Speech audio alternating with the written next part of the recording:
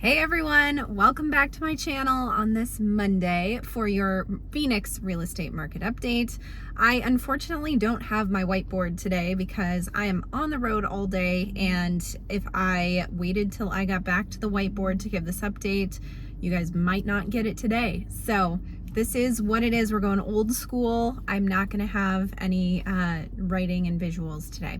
So I have some great information to share, however, and wanted to talk first of all about our population growth, and then of course give you an update on what's going on with the CMI. Before I jump in, just make sure you subscribe. If you haven't subscribed already, I would really appreciate it. I give these Monday market updates every Monday and also give a lot of other information about Phoenix real estate throughout the week with other videos as well. So make sure you hit that subscribe button and that like button. Okay, so let's talk first about population.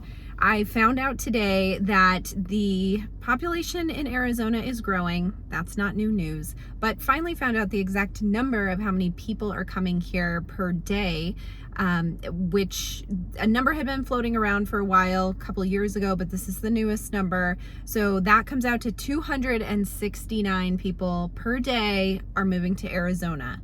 Now, keep in mind, that's Arizona as a state. That is not specifically Maricopa County or Phoenix. However, that's a lot of freaking people moving here every day. I think it came out to about 97,000, somewhere in there, per year. So that's a lot of people coming here, and we are already not able to give them homes at this point. We have so few homes on the market, which leads me to my next point, which is our issue right now. We don't have enough homes for the amount of buyers, and right now it doesn't seem like it's getting any better. Our listings that are available for sale have hit record lows in a couple cities, with Scottsdale being one of them, Paradise Valley being another, but our numbers overall are less than where we were at starting 2020, I believe.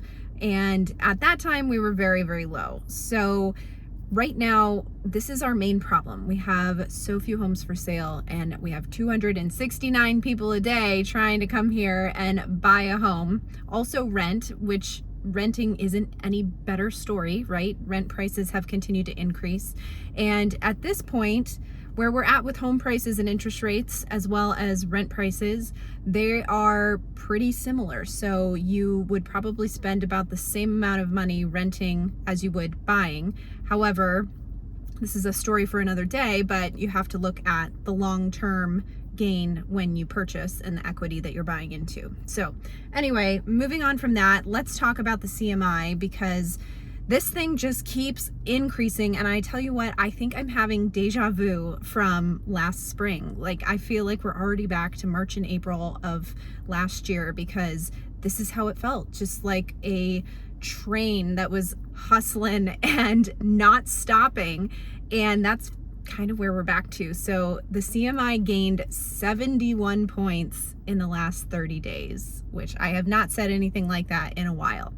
Real quick though, if you're new here, the CMI is the Cromford Market Index, and I get all this information from the Cromford report. They analyze MLS data and break it out and extrapolate it for their subscribers who are realtors to share with their clients, and I come here to share all of that with you guys. So their market index says that if that index is above 110, we're in a seller's market, and if it's below 90, we're in a buyer's market.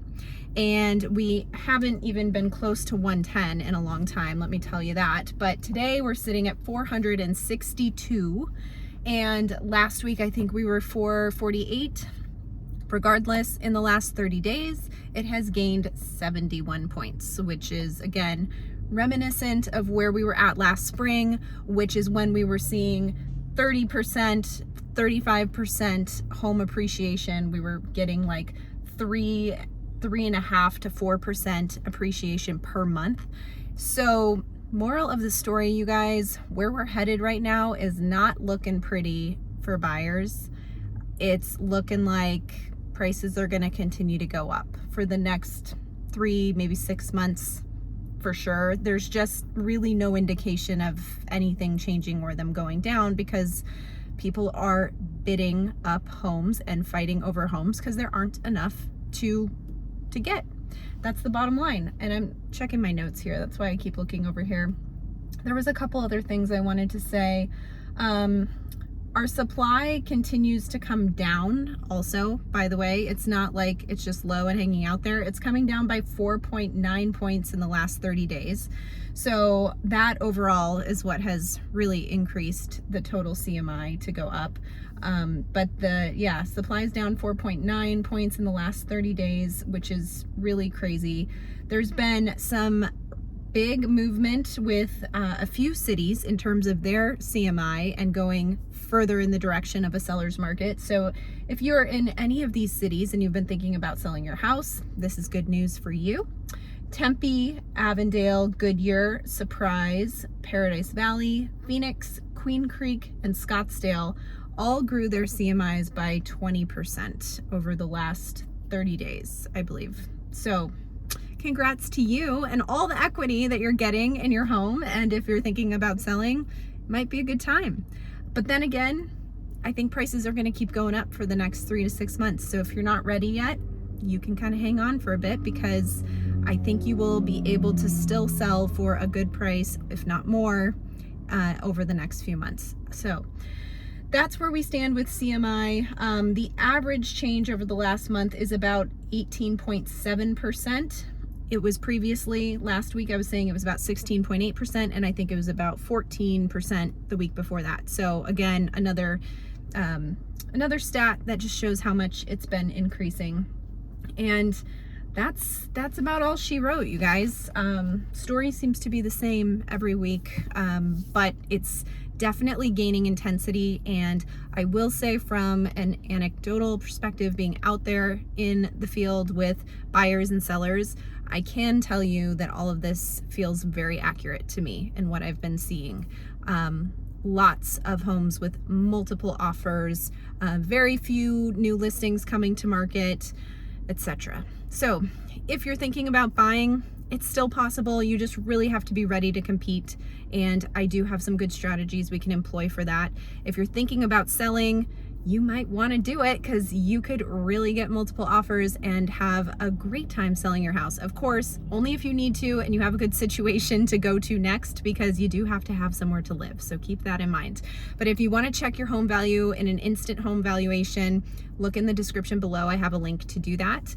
And if you just want to set up a time to chat, feel free to click the link below and schedule a time to chat with me. So thank you guys so much for coming to my channel. Thanks for dealing with my car video today. Hopefully next week I'll be back in front of the whiteboard. Everyone have a great week, and I will talk to you all soon.